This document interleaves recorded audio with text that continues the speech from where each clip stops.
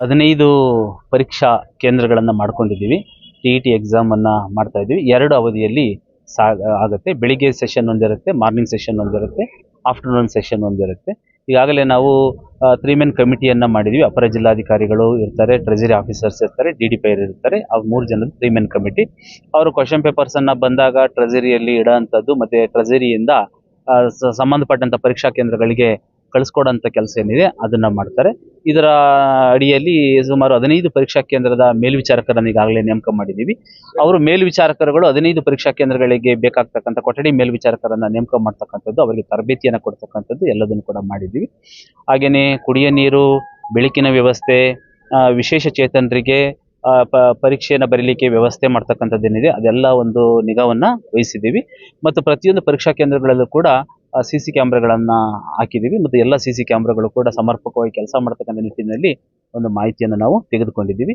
ಮತ್ತು ದೂರದ ಊರಿನಿಂದ ಪರೀಕ್ಷಾರ್ಥಿಗಳು ಬರೋದ್ರಿಂದ ಒಂದು ಅವರಿಗೆ ಪಾರ್ಕಿಂಗ್ ವ್ಯವಸ್ಥೆ ಇರ್ಬೋದು, ಅದೆಲ್ಲದನ್ನು ಕೂಡ ನಾವು ಮಾಡಿದ್ದೀವಿ. ಮತ್ತು ಜೆರಾಕ್ಸ್ ಸೆಂಟರ್ಗಳು ಏನೇನಿದ್ದಾವೆ ಸುತ್ತಮುತ್ತ ಅದೆಲ್ಲದನ್ನು ಕೂಡ ಮುಚ್ಚಲಿಕ್ಕೆ ಈಗ ಆಲ್ರೆಡಿ ನಾವು ಆದೇಶವನ್ನು ಮಾಡಿದ್ದೀವಿ. ಬರಬೇಕಾದ್ರೆ ಫ್ರಿಸ್ಕಿಂಗ್ ಎಲ್ಲ ಮಾಡ್ತೀವಿ. ಫ್ರಿಸ್ಕಿಂಗನ್ನು ಮಾಡಿಬಿಟ್ಟು ಒಳಗಡೆ ನಾವು ವಿದ್ಯಾರ್ಥಿಗಳನ್ನು ಕಳಿಸ್ಕೊಡ್ತೀವಿ. ಅಲ್ಲಿಗೆ ಮಹಿಳಾ ಪೊಲೀಸ್ ಪೇದೆಗಳು, ಪುರುಷ ಪೊಲೀಸ್ ಪೇದೆಗಳು ಇರ್ತಾರೆ, ಫ್ರಿಸ್ಕಿಂಗ್ ಮಾಡ್ತಕ್ಕಂಥದ್ದು. ಮತ್ತು ಎಲ್ಲ ಪರೀಕ್ಷಾ ಕೇಂದ್ರಗಳಲ್ಲಿಯೂ ಕೂಡ ಆರೋಗ್ಯ ಮತ್ತು ಕುಟುಂಬ ಕಲ್ಯಾಣ ಇಲಾಖೆಯ ವತಿಯಿಂದ ಒಂದು ಆಶಾ ಕಾರ್ಯಕರ್ತೆಯರನ್ನು, ಒಂದು ಮೆಡಿಕಲ್ ಟೀಮನ್ನು ಕೂಡ ನಾವು ಅಲ್ಲಿ ಇಡ್ತಾ ಇದ್ದೀವಿ. ಯಾಕೆಂದರೆ ಬೇರೆ ಬೇರೆ ದೂರದ ಊರಿಂದ ಬರ್ತಾರೆ, ಬೆಳಿಗ್ಗೆ ಅರ್ಲಿ ಮಾರ್ನಿಂಗು ಎಕ್ಸಾಮ್ಗೆ ಪರೀಕ್ಷೆಗೆ ಬರೆಯೋಂಥದ್ದು ಇರುತ್ತೆ.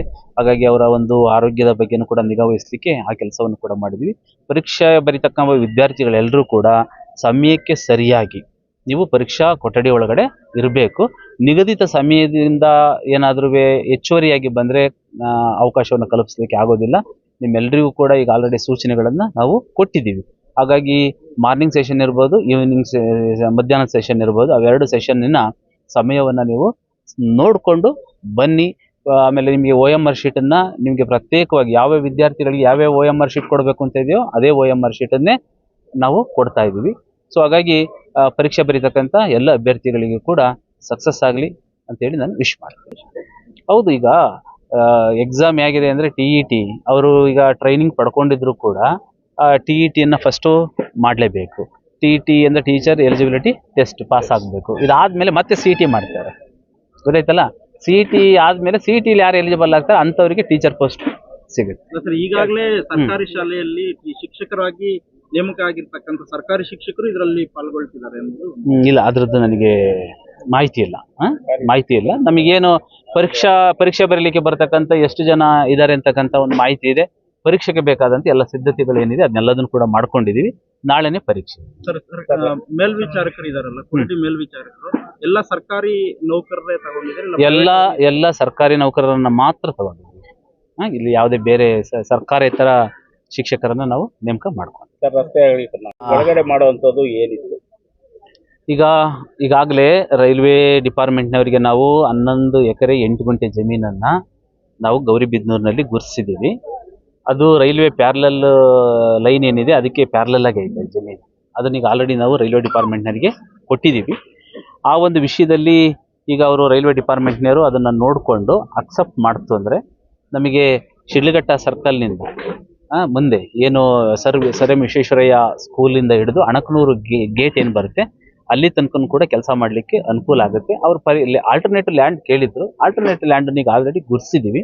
ಅವರು ಒಪ್ಪಿ ಅದನ್ನು ತಗೊಂಡ್ರೆ ನಮಗೆ ಕೆಲಸ ಸುಗಮ ಆಗುತ್ತೆ.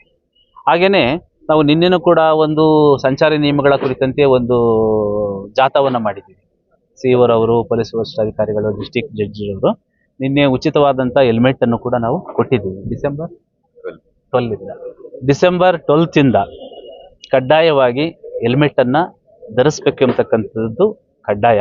ಹಾಗಾಗಿ ನಾವು ನಮ್ಮ ತಲೆಗಳು ಉಳಿಬೇಕು ಅಂದರೆ, ತಲೆ ಮೀನ್ಸ್ ನಮ್ಮ ಜೀವಗಳು ಉಳಿಬೇಕು ಅಂದರೆ ಕಡ್ಡಾಯವಾಗಿ ನೀವು ಹೆಲ್ಮೆಟ್ ಧರಿಸ್ರಿ. ಹೆಲ್ಮೆಟ್ ಧರಿಸಿದ ತಕ್ಷಣ ನಂದು ಹೇರ್ ಸ್ಟೈಲ್ ಹಾಳಾಗುತ್ತೆ, ನನ್ನ ಕೂದಲು ಉದುರೋಗುತ್ತೆ. ತಲೆ ಇದ್ರೇ ಕೂದಲು ಬರುತ್ತೆ. ನಮ್ಮ ತಲೆನೇ ನಾವು ಉಳಿಸ್ಕೊಳ್ಳಿಲ್ಲ ಅಂದರೆ ಎಲ್ಲಿಯ ಕೂದಲುಗಳು, ಎಲ್ಲಿಯ ಹೇರ್ ಸ್ಟೈಲು? ಏಕೆಂದರೆ ಇವತ್ತು ಎಲ್ಲ ಕುಟುಂಬಗಳು ಹೇಗಪ್ಪ ಅಂದರೆ ಒಂದೊಂದೇ ಮಗು ಇರ್ತಕ್ಕಂಥ ಕುಟುಂಬಗಳೇ ಜಾಸ್ತಿ ಅಲ್ವಾ. ಹಾಗಾಗಿ ಆ ಕುಟುಂಬಗಳಲ್ಲಿ ಇರ್ತಕ್ಕಂಥ ತಂದೆ ತಾಯಿಗಳಿರ್ತಾರೆ, ನೀವಿರ್ತೀರ, ವಿದ್ಯಾರ್ಥಿಗಳಿರ್ತಾರೆ, ನೀವೆಲ್ಲರೂ ಕೂಡ ನೀವೇ ಕುಟುಂಬಕ್ಕೆ ಆಧಾರ ಆಗಿರ್ತೀರ. ಒಂದು ಸ್ವಲ್ಪ ಏನಾದ್ರೂ ರೋಡ್ ಮೇಲೆ ಬಿದ್ದು ನಿಮ್ಮ ತಲೆಗಳಿಗೆ ಏನಾದ್ರು ಫ್ರ್ಯಾಕ್ಚರ್ ಆಯ್ತು ಅಂದರೆ ಜೀವನ ಹೊರಟೋಗ್ಬಿಡುತ್ತೆ ಅಂತ ಎಷ್ಟೋ ಘಟನೆಗಳನ್ನು ನಾವು ನೋಡ್ತಾ ಇದ್ದೀವಿ. ಹಾಗಾಗಿ ನಮ್ಮ ಕಳಕಳಿಯ ಮನವಿ, ಎಲ್ಲರೂ ಕೂಡ ಕಡ್ಡಾಯವಾಗಿ ಹೆಲ್ಮೆಟನ್ನು ಧರಿಸ್ಕೊಳ್ರಿ, ನಿಮ್ಮ ಜೀವವನ್ನು ಉಳಿಸ್ಕೊಳ್ರಿ ಅನ್ನೋದು ಜಿಲ್ಲಾಡಳಿತದ ಕಳಕಳಿ.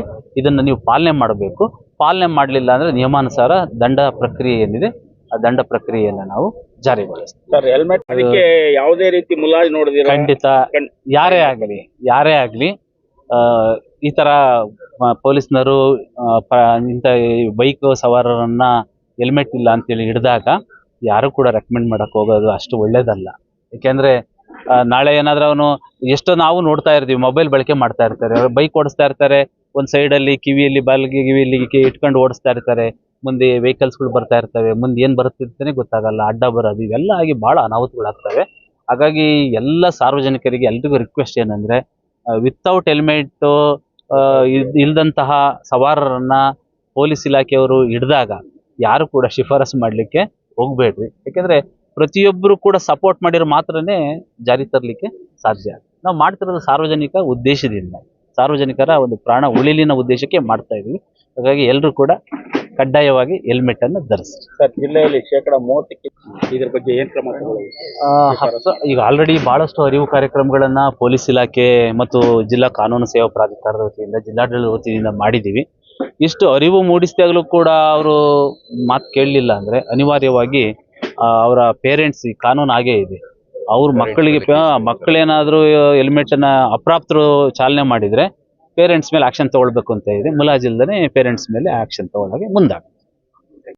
ಭಾರತ ರತ್ನ ಡಾಕ್ಟರ್ BR ಅಂಬೇಡ್ಕರ್ ಜಿಯವರ 69ನೆಯ ಒಂದು ಪರಿನಿರ್ವಾಣ ದಿನವನ್ನು ಇವತ್ತು ಜಿಲ್ಲಾಡಳಿತ, ಜಿಲ್ಲಾ ಪಂಚಾಯಿತಿ ಮತ್ತು ಸಮಾಜ ಕಲ್ಯಾಣ ಇಲಾಖೆ ಹಾಗೂ ಚಿಕ್ಕಬಳ್ಳಾಪುರ ಜಿಲ್ಲೆಯ ವಿವಿಧ ಸಂಘಟನೆಗಳ ವತಿಯಿಂದ ನಾವು ಆಚರಣೆಯನ್ನು ಮಾಡಿದ್ದೀವಿ.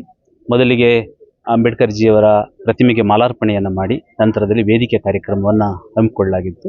ವೇದಿಕೆ ಕಾರ್ಯಕ್ರಮದಲ್ಲಿ ಮುಖ್ಯ ಅತಿಥಿಗಳ ಒಂದು ಭಾಷಣ ಮತ್ತು ಮುಖ್ಯ ಭಾಷಣಕಾರರು ಕೂಡ ಡಾಕ್ಟರ್ BR ಅಂಬೇಡ್ಕರ್ ಜಿಯವರ ಜೀವನ ಚರಿತ್ರೆಯ ಬಗ್ಗೆ ಸವಿಸ್ತಾರವಾಗಿ ವಿಷಯವನ್ನು ತಿಳಿಸ್ಕೊಟ್ರು.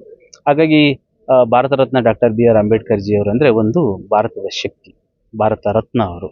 ಹಾಗಾಗಿ ಭಾರತದ ಸಂವಿಧಾನ ಇವತ್ತು ಜಾರಿಗೆ ಬಂದು ಅದರ ಅಡಿಯಲ್ಲಿ ಕಾನೂನುಗಳು, ನಿಯಮಗಳು, ಕಾಯ್ದೆಗಳು ಇವೆಲ್ಲವನ್ನು ಕೂಡ ಅನುಸರಿಸಿ ಭಾರತ ಒಂದು ಶಾಂತಿಯುತವಾದಂಥ ದಿಸೆಯಲ್ಲಿ ಮತ್ತು ಕಾನೂನಿನ ಅಡಿಯಲ್ಲಿ ಮಾಡುವುದರ ಮೂಲಕ ಇವತ್ತು ದೇಶ ಅಭಿವೃದ್ಧಿಯತ್ತ ಸಾಗಲಿಕ್ಕೆ ಬಹಳ ಪ್ರಮುಖವಾಗಿರ್ತಕ್ಕಂಥ ಒಂದು ಕಾರಣ ಆಗಿದೆ. ಅವರು ಏನು ತಮ್ಮ ಪುಣ್ಯ ಇವತ್ತು ಪುಣ್ಯ ಸ್ಮರಣೆ, ಅವ್ರದ್ದು ಪುಣ್ಯ ಸ್ಮರಣೆಯನ್ನು ನಾವು ಮಾಡ್ಕೊಳ್ತಾ ಇದ್ದೀವಿ. ಏಕೆಂದರೆ ಮಕ್ಕಳು ಕೂಡ ಇವತ್ತು ಭಾಗವಹಿಸಿದ್ರು. ಪುಣ್ಯ ಸ್ಮರಣೆಯ ದಿನದಂದು ಅಂಬೇಡ್ಕರ್ ಜಿಯವರ ಜೀವನ ಸಾಧನೆಗಳು, ಅವರ ಓದು, ಕಲಿಕೆ, ಅವರು ಅನುಭವಿಸಿದಂತಹ ನೋವು ಇವೆಲ್ಲವೂ ಕೂಡ ಮಕ್ಕಳಿಗೆ ತಿಳಿಯೋದ್ರಿಂದ, ಅವರ ಜೀವನ ಚರಿತ್ರೆಗಳನ್ನು ಓದೋದ್ರಿಂದ ಮಕ್ಕಳಿಗೆ ಪ್ರೇರಣೆ ಆಗುತ್ತೆ.